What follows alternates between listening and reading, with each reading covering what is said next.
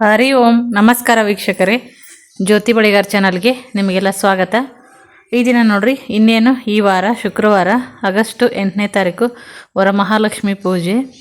ಈ ಒಂದು ವರಮಹಾಲಕ್ಷ್ಮಿ ದಿವಸ ನೀವು ಮನೆಗೇನಪ್ಪ ಅಂತಂದ್ರೆ ಈ ಕೆಲವೊಂದು ವಸ್ತುಗಳನ್ನಿಟ್ಟರೆ ಅಶುಭ ಅಂತಲೇ ಹೇಳ್ಬೋದು. ಇದರಿಂದ ಮನೆಗೆ ಶನಿ ಆಗಮನ ಆಗುತ್ತೆ ಅಂತ ಹೇಳಲಾಗತ್ತೆ. ನೋಡ್ರಿ, ಕೆಲವೊಂದು ವಸ್ತುಗಳನ್ನು ಪೂಜೆಗೆ ಬಳಸುವಂಗಿಲ್ಲ, ನಿಷಿದ್ಧ. ಆ ವಸ್ತುಗಳು ಯಾವ್ಯಾವ ಅಂತ ಈ ವಿಡಿಯೋದಲ್ಲಿ ನೋಡ್ತಾ ಹೋಗೋಣ. ವಾಸ್ತುಶಾಸ್ತ್ರದ ಪ್ರಕಾರ ನೋಡ್ರಿ, ವರಮಹಾಲಕ್ಷ್ಮಿ ಪೂಜೆ ವೇಳೆ ಕೆಲವು ವಸ್ತುಗಳನ್ನು ಇಡುವಂತಿಲ್ಲ. ಅರಿಯದೇನೆ ಇಟ್ಟರೆ ಸಾಕಷ್ಟು ನೀವು ಹಣಕಾಸಿನ ತೊಂದರೆಗಳನ್ನು ಎದುರಿಸಬೇಕಾಗುತ್ತೆ. ಹಾಗಾದರೆ ಆ ವಸ್ತುಗಳು ಯಾವುವು ಅಂತ ಈ ವಿಡಿಯೋದಲ್ಲಿ ನೋಡ್ತಾ ಹೋಗೋಣ. ಇನ್ನೇನು ದೂರ ಇಲ್ಲ ನೋಡ್ರಿ, ಕೆಲವೇ ದಿನಗಳಲ್ಲಿ ವರಮಹಾಲಕ್ಷ್ಮಿ ಹಬ್ಬವನ್ನು ನಾವು ಆಚರಣೆಯನ್ನು ಮಾಡ್ತೀವಿ. ಈ ದಿನ ಏನಂದರೆ ಮನೆಯಲ್ಲಿ ಲಕ್ಷ್ಮೀ ದೇವಿಯನ್ನು ಕೂರಿಸಿ ವಿಧಿವತ್ತಾಗಿ ಪೂಜೆಯನ್ನು ಮಾಡಲಾಗುತ್ತೆ. ಇದರಿಂದಾಗಿ ಏನಂತಂದ್ರೆ ಸಕಲ ತಯಾರಿಯಲ್ಲಿ ಇರ್ತೀರ ಈಗ ಆಲ್ರೆಡಿ. ಅಪ್ಪಿತಪ್ಪಿನೂ ಕೂಡ ಕೆಲವು ವಸ್ತುಗಳನ್ನು ಪೂಜೆಗೆ ಇಡಬಾರ್ದು. ಒಂದು ವೇಳೆ ನೀವು ಅರಿಯದೆ ಆ ವಸ್ತುಗಳನ್ನು ಇಟ್ಟರೆ ಮನೆಗೆ ಶನಿದೇವನ ಆಗಮನ ಆಗುವುದು ಕೂಡ ಖಚಿತ ನೋಡ್ರಿ.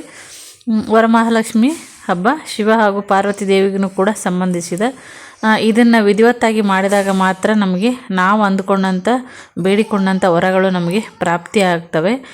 ನಿಷ್ಕಲ್ಮಶ ಮನಸ್ಸಿನಿಂದ ನಾವು ಮಾಡಿದರೆ ಪೂಜೆಯನ್ನು ದೇವರು ಸಂತೃಪ್ತರಾಗಿ ಮನೆಯಲ್ಲಿರುವಂಥ ಜನರ ಸಂತೋಷ ಮತ್ತು ಸಮೃದ್ಧಿ ಜೀವನವನ್ನು ನಡೆಸ್ತಾರೆ ನೋಡ್ರಿ. ಹೀಗಾಗಿ ಏನಪ್ಪ ಅಂತಂದ್ರೆ ಸುಮಂಗಲಿಯರು ಮನೆಯ ಪೂಜಾ ಕೊಠಡಿಯಲ್ಲಿ ಪೂಜೆ ಮಾಡುವಾಗ ಕೆಲವೊಂದು ವಿಷಯಗಳನ್ನು ಗಮನದಲ್ಲಿ ಇಟ್ಕೋಬೇಕು. ಒಂದು ವೇಳೆ ಪೂಜಾ ಸಮಯದಲ್ಲಿ ನಾವು ಪೂಜಾ ಕೋಣೆ ನಕಾರಾತ್ಮಕತೆಯಿಂದ ಕೂಡಿದರೆ ಅದರ ಪರಿಣಾಮ ಚೆನ್ನಾಗಿ ಇರೋದಿಲ್ಲ. ಹಾಗಾದರೆ ವಾಸ್ತುಶಾಸ್ತ್ರದ ಪ್ರಕಾರ ವರಮಹಾಲಕ್ಷ್ಮಿ ಹಬ್ಬ ಆಚರಣೆ ಮಾಡುವಾಗ ಯಾವೆಲ್ಲ ವಸ್ತುಗಳು ಮನೆಯಲ್ಲಿ ಇರಬಾರ್ದು ಅಂತ ನೋಡೋಣ. ನಾವು ವಾಸಿಸುವಂಥ ಮನೆ ನೋಡ್ರಿ, ವಾಸ್ತು ಪ್ರಕಾರವಾಗಿದ್ದರೆ ಮಾತ್ರ ಸಕಾರಾತ್ಮಕ ಶಕ್ತಿ ನೆಲೆಸುತ್ತೆ. ಆದರೆ ಪೂಜಾ ಕೋಣೆಯಲ್ಲಿ ನಾವು ಕೆಲವೊಂದು ಮಾಡುವಂಥ ತಪ್ಪುಗಳಿಂದ ಅನೇಕ ಕೆಟ್ಟ ಪರಿಣಾಮಗಳು ನಮಗೆ ಉಂಟಾಗುತ್ತೆ. ಅಲ್ಲದೇ ಪೂಜಾ ಕೋಣೆಯಲ್ಲಿ ಮಾಡುವ ಕೆಲವು ತಪ್ಪುಗಳು ಆ ಮನೆಯಲ್ಲಿ ಬಹಳಷ್ಟು ಏನಂದ್ರೆ ಹಣದ ಖರ್ಚಿಗೆ ಕಾರಣ ಆಗ್ತವೆ ಅಂತಲೇ ಹೇಳ್ಬೋದು ನೋಡ್ರಿ. ಅದನ್ನ ನಾವು ನೋಡಿಕೊಂಡು ಸರಿಪಡಿಸದೇ ಇದ್ದಾಗ ಆ ಮನೆಯಲ್ಲಿ ಹಣದ ಸಮಸ್ಯೆಗಳು ಉದ್ಭವಿಸ್ತವೆ. ಅಲ್ಲದೆ ಆ ಮನೆಯಲ್ಲಿರುವಂಥ ಜನರು ನಕಾರಾತ್ಮಕ ಶಕ್ತಿಯಿಂದ ಕೆಲವೊಂದು ತೊಂದರೆಗಳನ್ನು ಎದುರಿಸಬೇಕಾಗತ್ತೆ. ಈಗ ವರಮಹಾಲಕ್ಷ್ಮಿ ಹಬ್ಬದಂದು ನೋಡ್ರಿ, ವಾಸ್ತು ಪ್ರಕಾರ ನಾವು ಪೂಜಾ ಕೊಠಡಿಯಲ್ಲಿ ಯಾವ ರೀತಿಯ ವಸ್ತುಗಳನ್ನು ಇಡಬಾರ್ದು ಅಂತ ನೋಡೋಣ. ಮೊದಲನೇದಾಗಿ ಏನಪ್ಪ ಅಂದ್ರೆ ಒಡೆದಂತಹ ಲಕ್ಷ್ಮೀ ವಿಗ್ರಹ. ವರಮಹಾಲಕ್ಷ್ಮಿ ವ್ರತದ ವೇಳೆ ನೋಡ್ರಿ, ಸುಮಂಗಲಿಯರೇನಪ್ಪ ಅಂತಂದ್ರೆ ಸಂಕಲ್ಪವನ್ನು ಮಾಡಿಕೊಂಡು ಉಪವಾಸ ಮಾಡುವ ಮುಖಾಂತರ ಲಕ್ಷ್ಮೀ ದೇವಿಯನ್ನು ಕೂರಿಸಿದ್ರಪ್ಪ ಅಂತಂದ್ರೆ ವಾಸ್ತು ಪ್ರಕಾರ ಕೆಲವು ತಪ್ಪುಗಳನ್ನು ಮಾಡಬಾರ್ದು. ವಾಸ್ತು ಪ್ರಕಾರ ಏನಂದ್ರೆ ಪೂಜಾ ಕೋಣೆಯಲ್ಲಿ ಇರಿಸಲಾದಂಥ ದೇವತೆಗಳ ವಿಗ್ರಹಗಳನ್ನು ಎಚ್ಚರಿಕೆಯಿಂದ ನೀವು ನಿರ್ವಹಿಸಬೇಕಾಗತ್ತೆ ನೋಡ್ರಿ. ಮುರಿದ ವಿಗ್ರಹಗಳನ್ನು ಯಾವುದೇ ಕಾರಣಕ್ಕೂ ಮನೆಯ ಒಂದು ಪೂಜಾ ಕೊಠಡಿಯಲ್ಲಿ ಇಡಬಾರ್ದು. ಮುರಿದಿರಬಾರ್ದು, ಮುಕ್ಕಾಗಿರಬಾರ್ದು ಅಂತ ಅಂತೀವಿ ನೋಡ್ರಿ. ಮುರಿದ ವಿಗ್ರಹ ಅಥವಾ ಮುಕ್ಕಾಗಿರಬಾರ್ದು. ಅವುಗಳನ್ನು ಪೂಜೆ ವೇಳೆ ಹಾಗೆ ಇಟ್ಟರೆ ಏನಂದ್ರೆ ದೇವರ ಒಂದು ಕೋಪಕ್ಕೆ ಗುರಿ ಆಗ್ತೀರಿ ಮತ್ತು ಮನೆ ನಕಾರಾತ್ಮಕ ಶಕ್ತಿಯಿಂದ ಕೂಡಿರುತ್ತೆ ಅಂತ ಹೇಳಲಾಗತ್ತೆ ನೋಡ್ರಿ. ಮತ್ತಿದು ಮನೆಯಲ್ಲಿ ಏನಂದ್ರೆ ಅನೇಕ ಕೆಟ್ಟ ಪರಿಣಾಮಗಳನ್ನು ನಾವು ಎದುರಿಸಬೇಕಾಗತ್ತೆ. ತೀರಾ ಡೇಂಜರು ಅಲ್ಲ ಅಂತಂದ್ರೂ ಕೂಡ ಕೆಲವೊಂದು ಪರಿಣಾಮಗಳು ಆಗೇ ಆಗ್ತವೆ. ನೆಕ್ಸ್ಟು ಹಳೇದಾದ ವಸ್ತುಗಳು ನೋಡ್ರಿ. ಮನೆಯ ಪೂಜಾ ಕೋಣೆಯಲ್ಲಿ ಏನಂದ್ರೆ ಕೆಲವೊಂದು ಹಳೇದಾದ ವಸ್ತುಗಳನ್ನು ಇಡೋದು ಅಶುಭ ಅಂತಲೇ ಪರಿಗಣಿಸ್ತಾರೆ.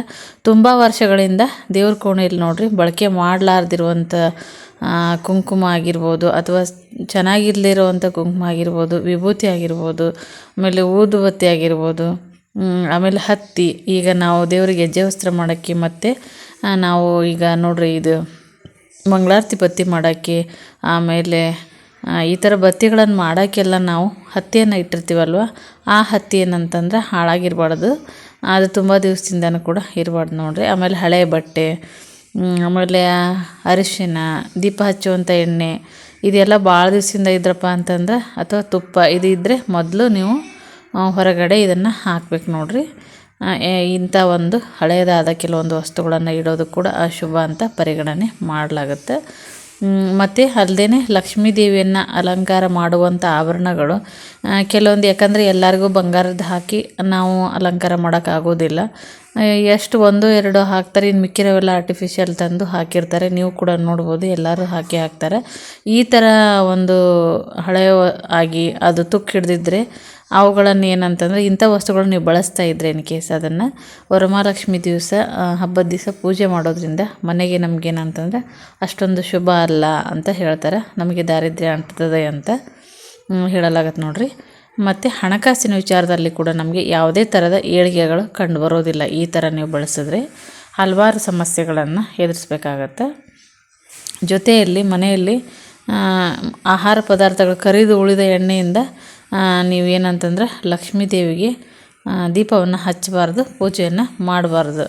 ಹೀಗೆ ಮಾಡೋದ್ರಿಂದ ಪೂಜಾ ಫಲ ನಮಗೆ ಸಿಗೋದೇ ಇಲ್ಲ, ಎಷ್ಟೂ ಸಿಗೋದಿಲ್ಲ. ಫ್ರೆಶ್ ಆಗಿರುವಂಥ ಎಣ್ಣೆನೇ ನಾವು ಯೂಸ್ ಮಾಡಬೇಕು ಪೂಜೆಗೆ. ಇದು ಗೊತ್ತಿರುತ್ತಾ, ಆದರೆ ಕೆಲವೊಬ್ರು ಏನೋ ಉಳಿದಿದೆ ಅಂತ ಏನಾದರೂ ಯೂಸ್ ಮಾಡೋಕ್ಕೆ ಏನಾದರೂ ಅಂದ್ಕೊಂಡಿದ್ರೆ ಮಾಡಬಾರ್ದು ಆ ಥರ ಕೂಡ ಮಾಡಿದ್ರೆ ನೆಗೆಟಿವಿಟಿ ಕೂಡ ಜಾಸ್ತಿ ಮತ್ತು ಒಂದು ಶುಭ ಸಂಕೇತ ಅಲ್ಲ ಅಂತಲೇ ಹೇಳ್ಬೋದು ನೋಡ್ರಿ. ಇನ್ನೊಂದು ವಿಷಯ ಏನಪ್ಪ ಅಂತಂದರೆ ಗಮನದಲ್ಲಿ ಇಟ್ಕೋಬೇಕಾಗಿರುವಂಥದ್ದು ಲಕ್ಷ್ಮಿಯನ್ನು ಕೂರಿಸುವಂಥ ಸ್ಥಳ. ವರಮಹಾಲಕ್ಷ್ಮಿ ಹಬ್ಬದ ದಿವಸ ನೋಡ್ರಿ ಲಕ್ಷ್ಮಿಯನ್ನು ಕೂರಿಸುವಂಥ ಸ್ಥಳ ಕೂಡ ಏನಪ್ಪ ಅಂದರೆ ವಾಸ್ತು ಪ್ರಕಾರವಾಗಿಯೇ ಇರಬೇಕು ನೋಡ್ರಿ. ಲಕ್ಷ್ಮಿಯನ್ನು ನಾವು ಹೆಚ್ಚಾಗಿ ಎಲ್ಲ ದಿಕ್ಕಿಗೂ ಕೂರ್ಸೋಕ್ಕಾಗಲ್ಲ. ಹಾಗಾಗಿ ಪೂಜೆ ವೇಳೆ ಪೂಜೆ ಕೋಣೆ ವಾಸ್ತು ಪ್ರಕಾರ ಇಲ್ಲದೆ ಹೋದ್ರೂ ಹಲವಾರು ಸಮಸ್ಯೆಗಳು ಉದ್ಭವ ಆಗ್ತವೆ. ಹಾಗಾಗಿ ತಪ್ಪಾಗಿಯೂ ಸಹ ನೀವು ಈ ಥರ ಲಕ್ಷ್ಮೀ ದೇವಿಯನ್ನು ಮೆಟ್ಲುಗಳ ಕೆಳಗೆ ಈ ಥರ ಎಲ್ಲ ಕೂರಿಸ್ಬಾರ್ದು. ಮತ್ತು ಸ್ನಾನದ ಮನೆ ಸ್ವಲ್ಪ ಹತ್ತಿರ ಇರುವಂಗೂ ಕೂರಿಸ್ಬಾರ್ದು. ಶೌಚಾಲಯ ಆ ಕಡೆ ಹೋಗುವಂಥ ಕಡೆಯೂ ಕೂಡ ನೀವು ಕೂರಿಸ್ಬಾರ್ದು ನೋಡ್ರಿ. ಹೀಗೆ ಮಾಡಿದ್ರೆ ಮನೆಯಲ್ಲಿ ಏನಪ್ಪ ಅಂತಂದರೆ ನಕಾರಾತ್ಮಕ ಶಕ್ತಿ ಜಾಸ್ತಿ ಆಗುತ್ತೆ. ಇರುವಂಥ ಪಾಸಿಟಿವಿಟಿ ಎಲ್ಲ ಹೋಗುತ್ತೆ ನೋಡ್ರಿ, ನಕಾರಾತ್ಮಕ ಜಾಸ್ತಿ ಆಗುತ್ತೆ. ಹಾಗಾಗಿ ಲಕ್ಷ್ಮೀ ದೇವಿಯನ್ನು ಯಾವಾಗಲೂ ತೆರೆದ ಕೋಣೆ ಅಥವಾ ಗಾಳಿ ಇರುವಂಥ ಸ್ಥಳದಲ್ಲಿನೇ ಕೂರಿಸ್ಬೇಕು. ಆಗ ಮಾತ್ರ ನಮ್ಮ ಮನೆಯೊಳಗೆ ಧನಾತ್ಮಕ ಶಕ್ತಿ ಹರಿವು ಉತ್ತಮವಾಗಿ ಆಗುತ್ತೆ ಅಂತ ಹೇಳ್ಬೋದು. ಮತ್ತು ಲಕ್ಷ್ಮಿಯ ಮುಂದೆ ಹಣವನ್ನು ಇಟ್ಟು ಅದನ್ನು ನಾವು ಬಳಸ್ಕೋಬೋದಾ ಅಂತಲೂ ಕೂಡ ಪ್ರಶ್ನೆ ಇರುತ್ತೆ. ವಾಸ್ತು ಪ್ರಕಾರ ಏನಂತಂದ್ರೆ ಮನೆಯಲ್ಲಿ ವರಮಹಾಲಕ್ಷ್ಮಿ ಪೂಜೆ ವೇಳೆ ಹಣವನ್ನು ಇಡೋದು ಕೂಡ ಒಳ್ಳೆಯದು. ಈ ರೀತಿ ಇಡೋದ್ರಿಂದ ಹಣದ ಹರಿವನ್ನು ತಡೆಯುವಂಥ ಒಂದು ದುಷ್ಟಶಕ್ತಿಗಳು ಕೂಡ ದೂರ ಆಗುತ್ತೆ ಅಂತ ಕೂಡ ಜ್ಯೋತಿಷ್ಯದೊಳಗೆ ಹೇಳಲಾಗುತ್ತೆ ನೋಡ್ರಿ. ಕೆಲವೊಮ್ಮೆ ನಾವು ಹಣವನ್ನು ಇಡುವ ಮತ್ತು ಬಳಸೋ ಪ್ರದೇಶ ಏನಂತಂದ್ರೆ ಅದು ತಪ್ಪಾಗಿರಬಾರ್ದು. ಇದರಿಂದ ಏನಂತಂದರೆ ಮನೆಯಲ್ಲಿ ಹಣದ ಸಮಸ್ಯೆ ಉದ್ಭವ ಆಗುತ್ತೆ.